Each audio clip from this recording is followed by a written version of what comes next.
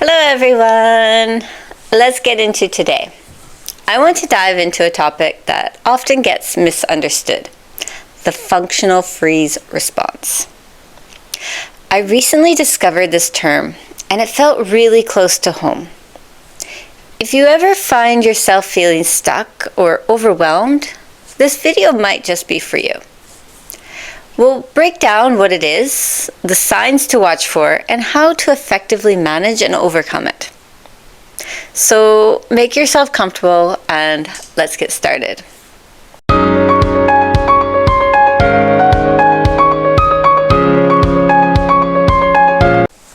Hello and welcome to my channel.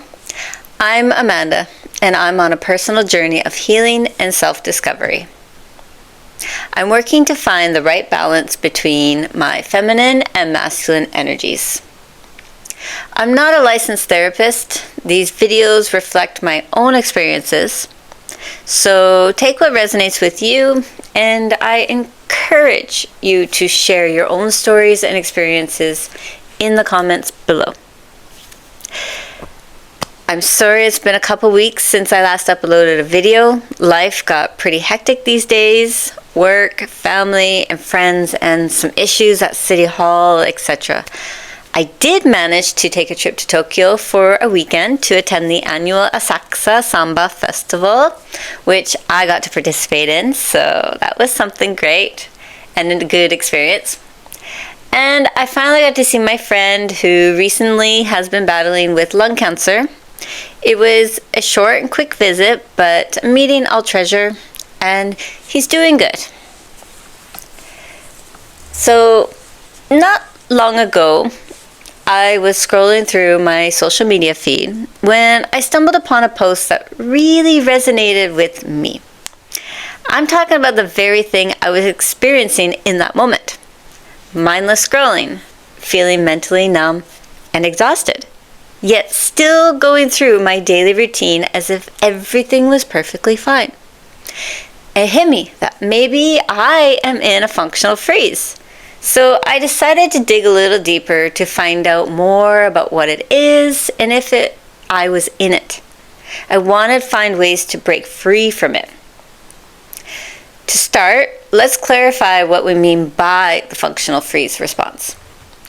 Essentially, it's a natural reaction to overwhelming stress or perceived threats, where instead of fighting or fleeing, our bodies choose to freeze.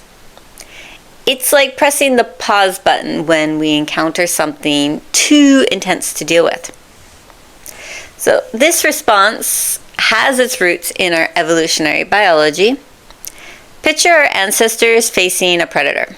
Sometimes the best move was to stay completely still and blend into their surroundings. Fast forward to today, we still experience this freeze response in various situations. Whether it's during a nerve-wracking presentation, a heated argument, or even a traumatic event. I know the exact moment my body shuts down. I stress so much all day, every day. And then when something big happens, my body stops. I can't fight, and I can't move. When my boss yells at me, I don't even have the energy to fight back or defend myself. I just stand there and listen. Well, not actually listening. But interestingly, this response is still functional, and it can help us assess the situation and conserve our energy. However, when it becomes a habitual reaction, it can lead to feelings of being stuck or immobilized in our daily lives. And I think maybe that's where I'm at right now. So now that we've identified it, let's explore the signs of the functional freeze response. Being able to recognize these signs is essential for managing it properly. And based on my research, here are some common signs to look out for. First are the physical symptoms. So A, we have tension. You might feel your body tense up, experience shallow breathing, or notice stiffness in your muscles. At times, there could be a sensation of numbness. Yeah, I feel that.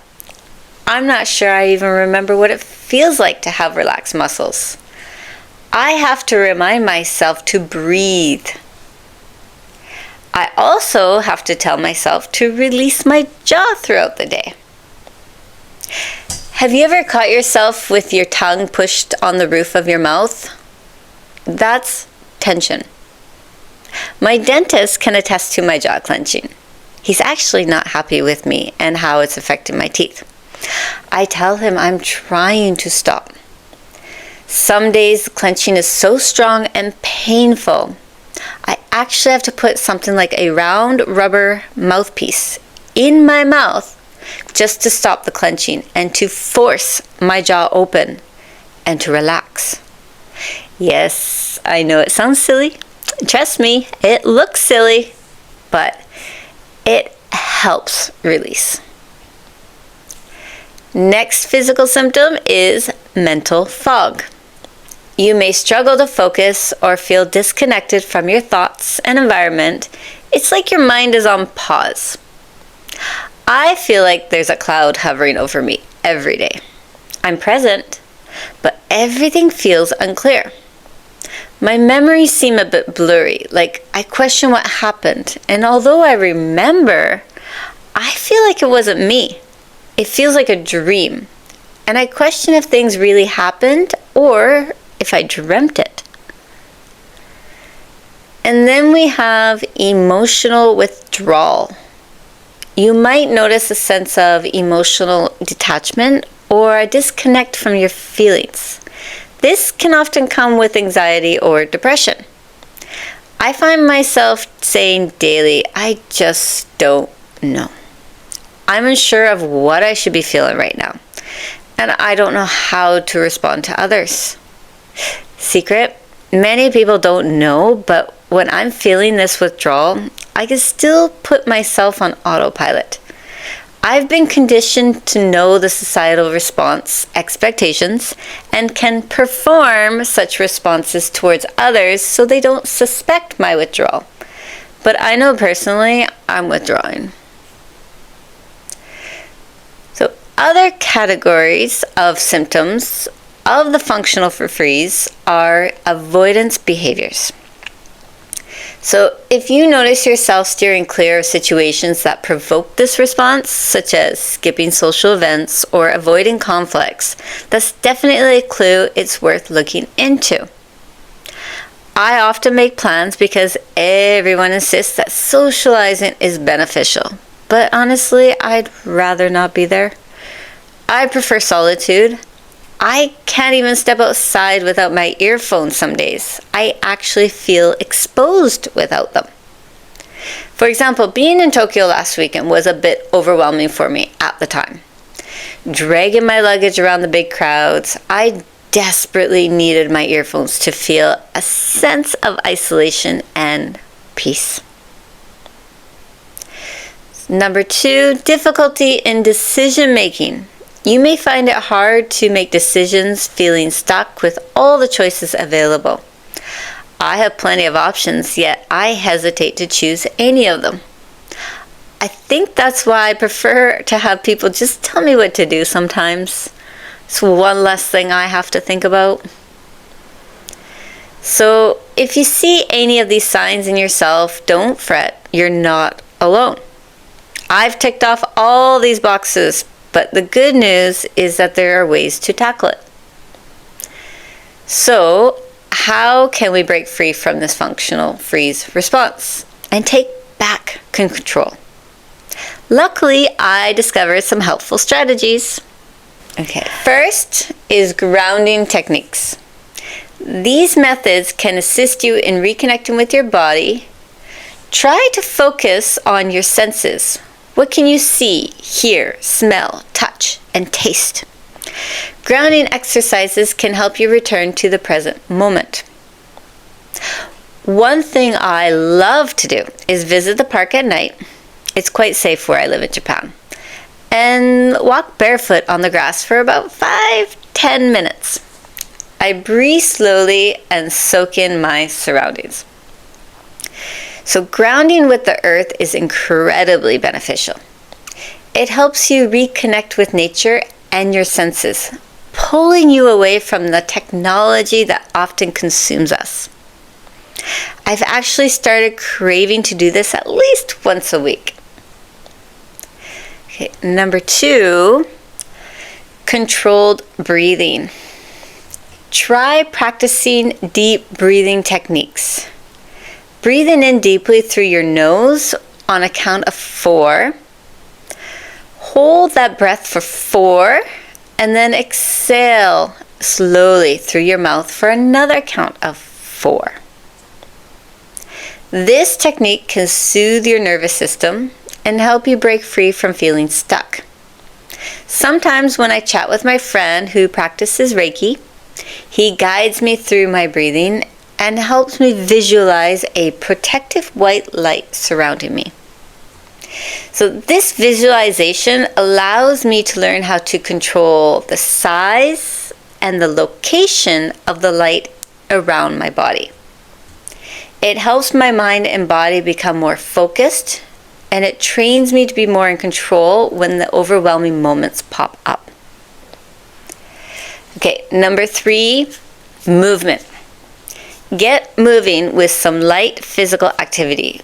Whether it's a brisk walk, some stretching, or yoga, moving your body can help release built-up energy and change your mental outlook. I've been taking a lot of walks lately now that the summer heat is starting to fade. Japan's summers are quite intense, so not a lot of walking. It also gives me a chance to escape the routine and discover new spots in my city, which I talked about in my last video. And number 4, talk it out. Sometimes just sharing your feelings with a trusted friend or therapist can help you process what you're going through and lessen feelings of loneliness. I'm lucky to have a few good friends for this, and I truly appreciate their support. Okay, 5, small steps. If you're feeling overwhelmed, try breaking tasks down into smaller, more manageable steps. This approach can make it easier to take action and lessen feelings of being stuck. I recently came across a technique I saw a lady mention on social media once, called the 5-second rule. When you find it hard to start a simple task, count down from 5, and you have to begin the task before you reach 0. It's a clever way to avoid overthinking and just get going. Because once you start, you might find it easier to do a bit more, like simply getting out of bed. Count down, 5, 4, 3, 2, sit up, and voila, task accomplished. Now that you're sitting up, walking becomes a lot easier, and you can keep building from there. And finally, a solution that can always be beneficial is seeking professional support. If the functional freeze response is having a major effect on your daily life, it might be a good idea to reach out to a mental health professional. They can offer personalized strategies and guidance. Personally, I haven't reached this stage yet, thanks to the incredible support of my friends, but I have sought professional help in the past.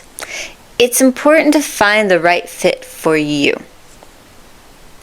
I went through 5 different counselors before I found one that resonated with me. And that's over a course of 10 years. Oh, and by the way, on a personal note, I make it a priority to take my vitamins every day. I've noticed that if I skip them, I tend to revert back to certain negative patterns, and the difference is quite noticeable when I do take them. So I use a combination of vitamin B's and vitamin D, with my doctor recommending almost 1,000 milligrams of vitamin D liquid drops daily for me. Additionally, I take magnesium, iron, and calcium. So my doctor helped me find the right balance for myself. So if you think vitamins could be beneficial for you, please consult a professional for advice on the appropriate dosage for you. What works for my body will not work for the same for you. So, in summary, the functional freeze response is a natural reaction to stress, but it doesn't have to dictate your life. By identifying the signs and applying effective strategies, you can learn to manage and overcome this response. We're in this together. So if you found this video useful, please give it a thumbs up, subscribe to my channel, and share with anyone who might find it helpful. Remember, you're not alone on this journey. Please feel free to share your experiences or questions in the comments below. I'd love to hear your suggestions, and we'll catch you in the next video. Take care. Bye-bye now.